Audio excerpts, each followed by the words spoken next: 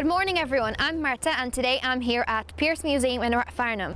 Come along with me to see the journey of the past, the present and the future. I'm going to go and meet Alan now, who's going to be our tour guide this morning. Hi Alan, thank you so much for joining us today. What happened to the school after the 1916 Rising?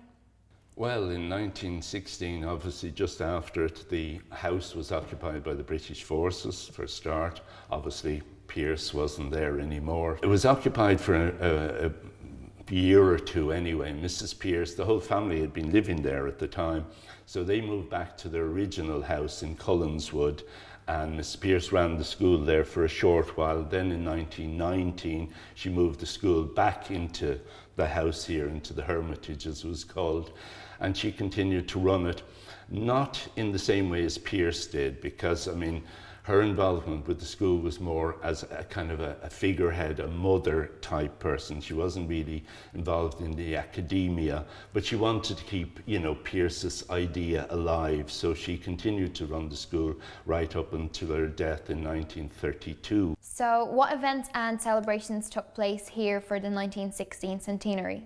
We ourselves didn't have a specific thing for the Rising itself. We'd set up our new exhibition in the place, and that was basically open to the public, and we were literally inundated with people coming in just to see the exhibition and that. Sometime later, it took a couple of months, but our poor old president was going here, there and everywhere, every single celebration there was, and then eventually he kind of came out to officially open the exhibition.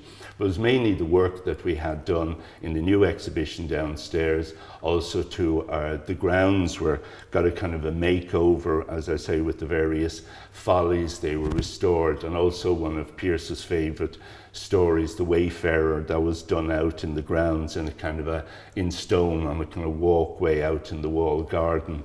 So it was basically, we're just kind of open with a new exhibition rather than putting on anything, you know, specific as it were. Do any of the artifacts found in the museum hold any interesting stories, and if so, what are they? Well, there's quite a number. I mean, the good thing about the way we acquired the museum was basically was handed over to the state, and was handed over, as I say, in 1968 from Margaret. So we basically got the house and the contents intact, as it were. So there's many connections with the place. Probably one of the more interesting, certainly the kids find it very interesting, is Emmet's Block, as it were, because the thing about this house that we're in at the moment, it has a strong connection with Robert Emmet, because basically he used to live in the area, and also too just across the road is the Priory where the Curran family lived. And there's the romantic story about Sarah Curran and Robert Emmet, and apparently they used to do their little walks about the grounds. So there's that kind of strong connection with the house and Emmet.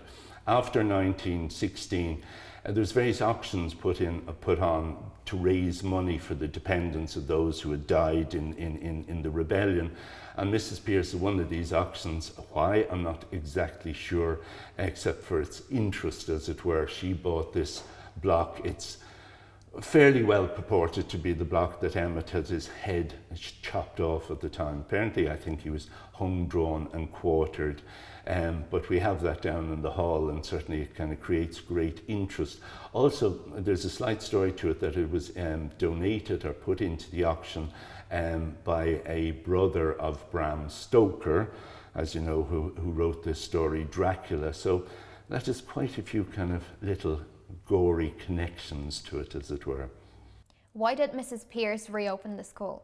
She wanted to try and keep it on in memory of her two sons, basically, mainly Pádraig. Now, she didn't have the ability, but she did her best in trying to keep it going. But it was mainly just in memory of the two sons, to keep the memory alive. I'm Marta here at Pearse Museum in Farnham. Thank you for watching.